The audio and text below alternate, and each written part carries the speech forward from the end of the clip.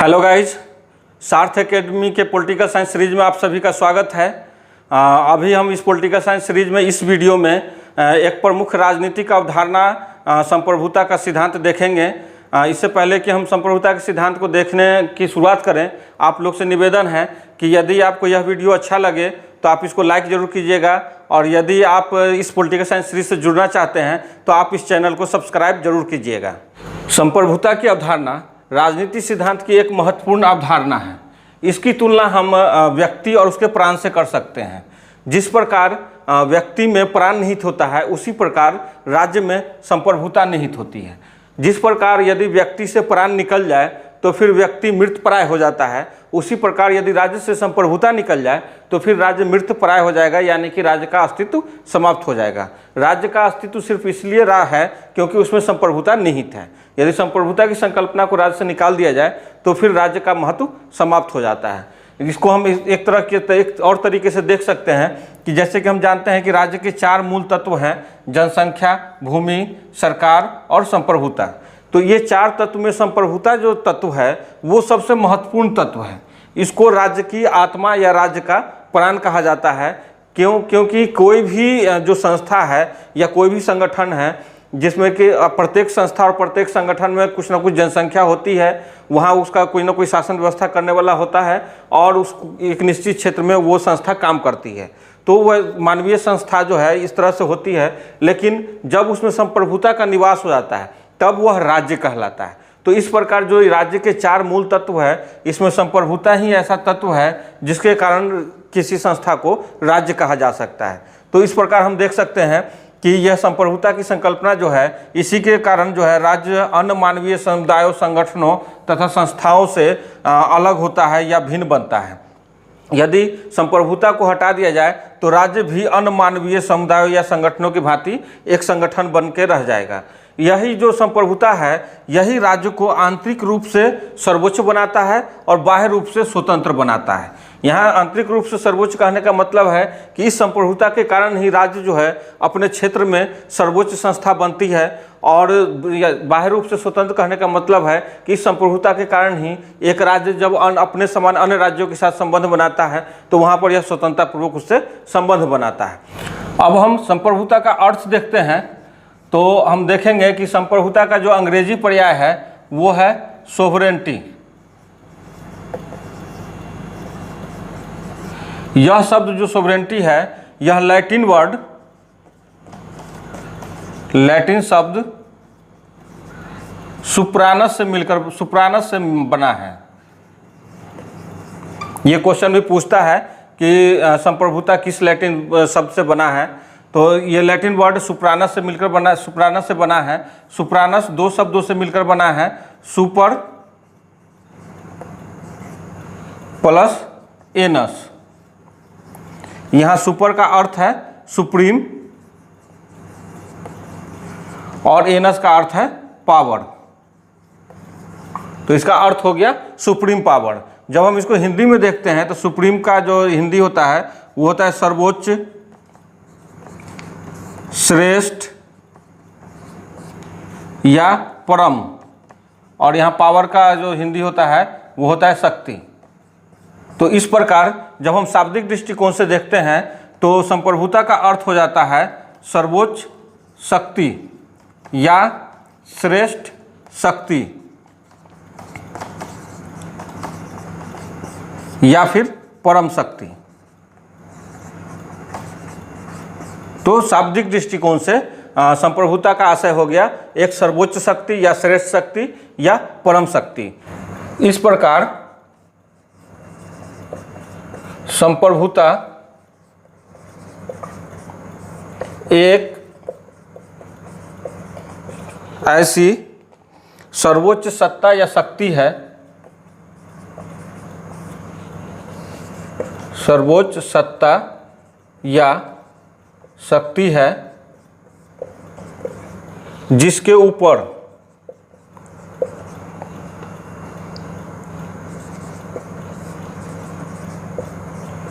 कोई और सत्ता या शक्ति नहीं है। इस प्रकार जब हम शाब्दिक अर्थ से जब हम परिभाषा निकालते हैं तो संप्रभुता की परिभाषा हो जाती है कि संप्रभुता एक ऐसी सर्वोच्च सत्ता है या सर्वोच्च शक्ति है जिसके ऊपर कोई और सत्ता या शक्ति नहीं है।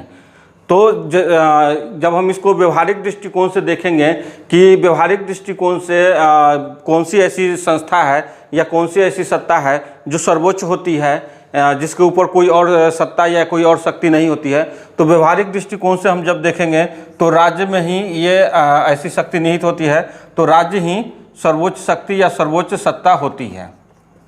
राज्य ही सर्वोच्च शक्ति या सत्ता होती है।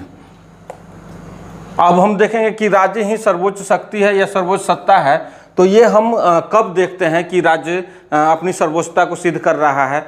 तो हम देखते हैं कि राज्य जब नीति का निर्माण करता है, नीति निर्माण में हम देखते हैं कि राज्य सर्वोच्च है।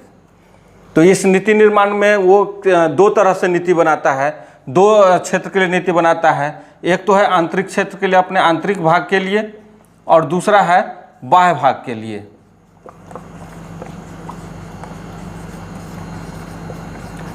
ठीक है, पहला जो वो नीति बनाता है वो अपने आंतरिक भाग के लिए, अपने जो राज्य के अंदर जो लोग रहते हैं या राज्य के अंदर जो संस्थाएं हैं, संगठन हैं या अन्य जो व्यवस्थाएं हैं, उसके लिए वो नीति बनाता है। और बाह्य भाग जो है, यानी कि जब वो किसी अन्य अपने समान अन्य राज्य के साथ संबंध बनाता है, तब उस समय वो उस संबंध में बाह्य नीति बनाता है। तो इस प्रकार हम देखते हैं कि जो नीति निर्माण होता है, नीति निर्माण में आंतरिक रूप से राज्य जो है सर्वोच्च होता है।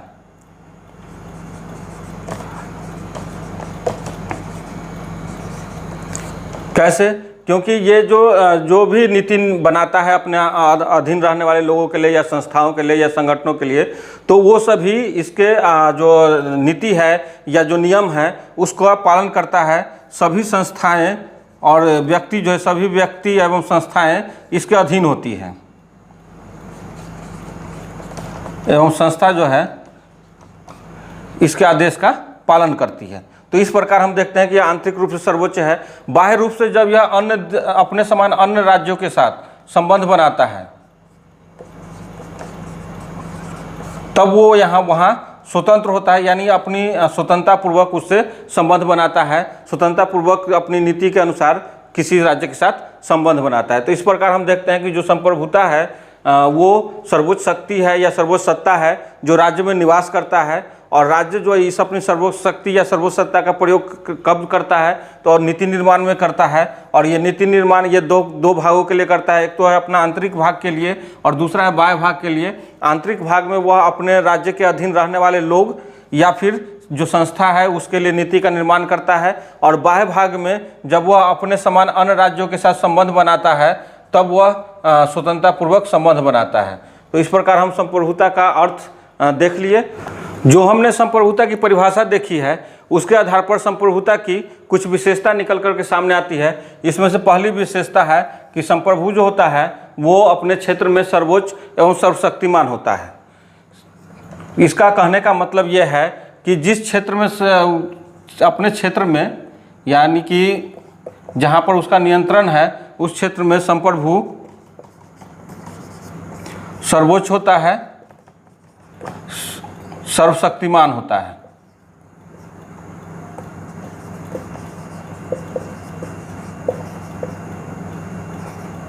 सर्वोच्च एवं सर्वशक्तिमान होता है। उस क्षेत्र में रहने वाले सभी लोग, संगठन, संस्थाएं संप्रभु के आदेश का पालन करती है, संप्रभु के आदेश का पालन करते हैं तथा उसके अधीन होते हैं।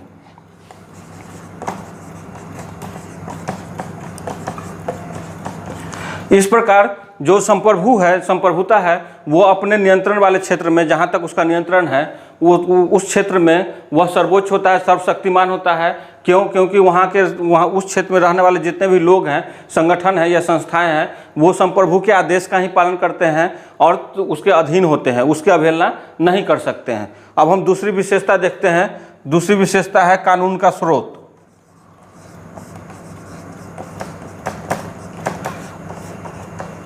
कानून का स्रोत कहने का मतलब है कि संप्रभु ही कानून का मुख्य स्रोत है, यानी कि संप्रभु का जो आदेश होता है वही कानून है।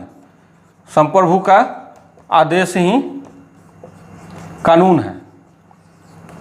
जब संप्रभु का आदेश ही कानून है तो फिर कानून का जो मुख्य आधार हो गया वो संप्रभु हो गया। संप्रभु जो कहेगा वही कानून बनेगा। कई बार यह कहा जाता है कि प्राकृतिक कुछ नियम होते हैं, प्राकृतिक नियम हैं, सामाजिक रीति रिवाज है, परंपरा है, सामाजिक रीति रिवाज, परंपराएं।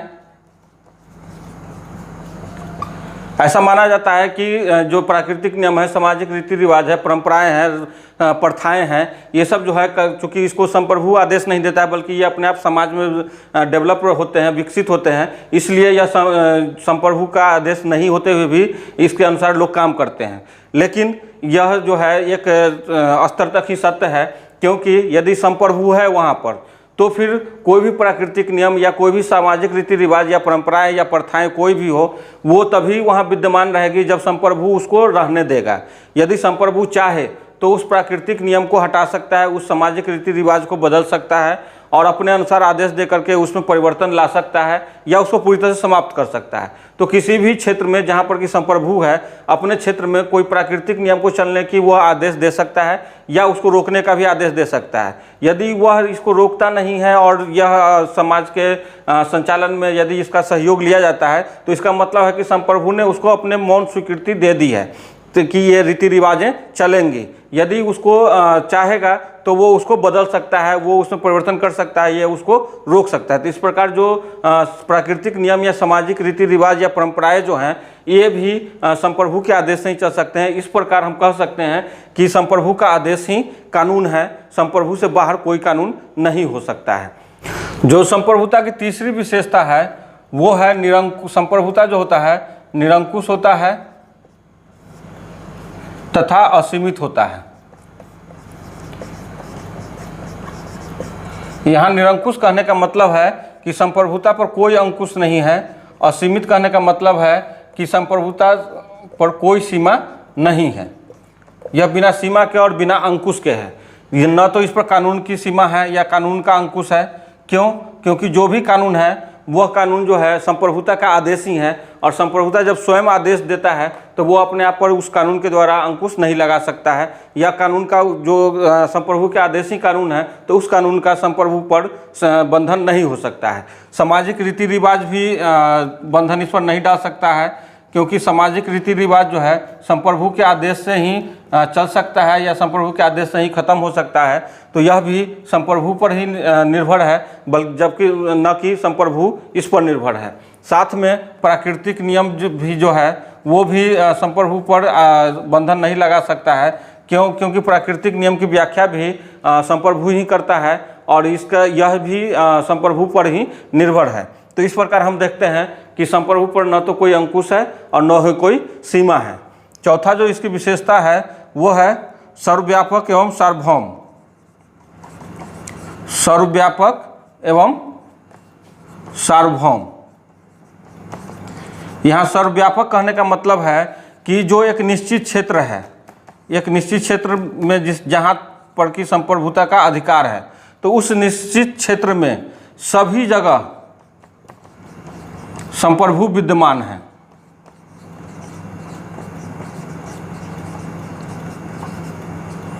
जहाँ तक उस राज्य की सीमा है वहाँ तक वह संप्रभु विद्यमान है। यहाँ पर सर्वव्यापक और सार्वभौम कहने का मतलब यही है। सार्वभौम का वैसे यूज होता है कि पूरे ब्रह्मांड में विद्यमान हो, लेकिन चूंकि हम एक संप्रभु के बारे में बात कर रहे हैं तो संप्रभु का मतलब है कि जो संप्रभु के अधिकार क्षेत्र में जो भी क्षेत्र है, जहाँ तक उस राज्य की सीमा है, उस राज्य तक उस राज्य की संप्रभुता व्याप्त है, उस राज्य की संप्रभुता वहाँ तक सार्वभौम है और सभी कोई उस संप्रभु को स्वीकार करता है। तो इस प्रकार जो चौथी विशेषता है कि संप्रभु जो है, जो उसका क्षेत्र है, जहाँ तक अधिकार क्षेत्र है, वहाँ पर वह सर्वव्यापक है, सार्वभौम है। अब हम संप्रभुता की पांचवी विशेषता देखते हैं। पांचवी विशेषता है अविभाज्य एवं अदेय। अविभाज्य कहने का मतलब है कि संप्रभुता को विभाजित नहीं किया जा सकता है। यहाँ विभाजित कहने का मतलब है कि एक व्यक्ति या किसी एक संस्था में ही संप्रभुता निवास करेगी।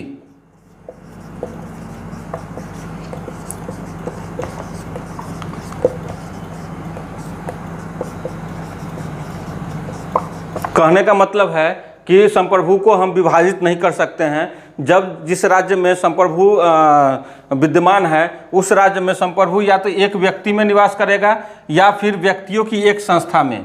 यह संस्था यदि कुछ लोगों का है, कुछ लोगों की संस्था है, तो फिर यह कुलीन तंत्र कहलाएगा।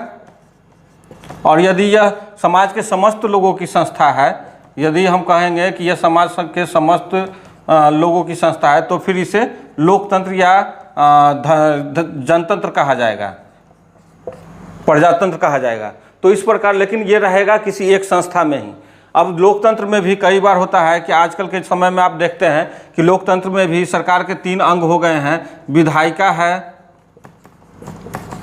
कार्यपालिका है और न्यायपालिका है।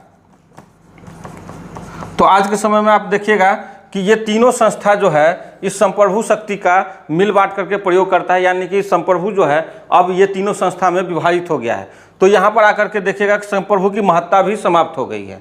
लोकतंत्र में भी यदि संप्रभु केवल विधायिका में निहित है, तो हम उसको यही जो संप्रभुता का मेन जो सिद्धांत है, उसको ही हम कहेंगे कि हाँ, संप्रभुता यहाँ विद्यमान है। या सिर्फ कार्यपालिका में ही विद्यमान है, या सिर्फ न्यायपालिका में ही विद्यमान है, तब हम कहेंगे कि हाँ, संप्रभु जो है अविभाज्य है, अदेय है।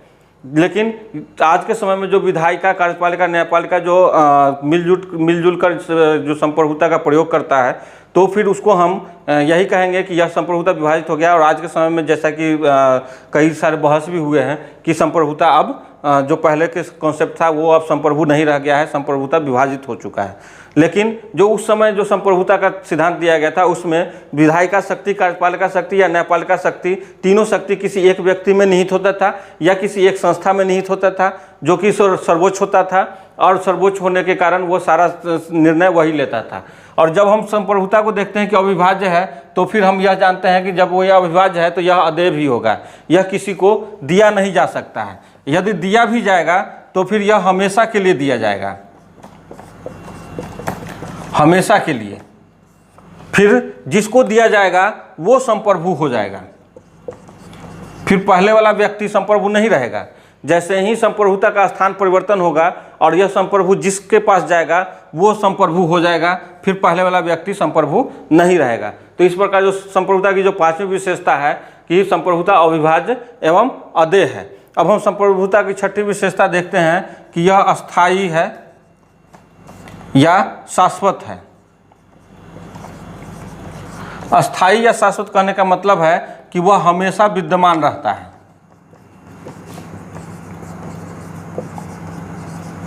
जैसा कि हम जानते हैं कि संप्रभुता जो है राज्य में निवास करता है, और राज्य में निवास करने के कारण यह हमेशा राज्य में विद्यमान रहता है। यदि हम संप्रभुता को राज्य से निकाल दें, राज्य है, संप्रभु है, यदि हम इन दोनों के संबंध विच्छेद कर दे तो फिर राज्य का भी अस्तित्व समाप्त हो जाएगा और संप्रभु का भी अस्तित्व समाप्त हो जाएगा। क्यों? क्योंकि राज्य जो है अन्य मानवीय संस्थाओं से तभी अलग है, तभी सर्वोच्च है, तभी सर्वशक्तिमान है जब उसमें संप्रभु विद्यमान है।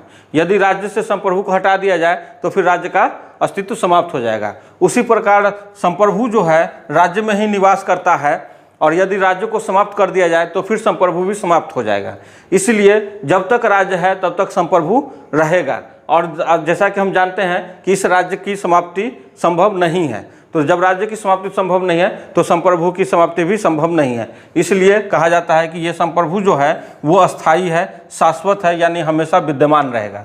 तो इस प्रकार हम संप्रभुता का अर्थ और संप्रभुता की विशेषता इस वीडियो में देखें।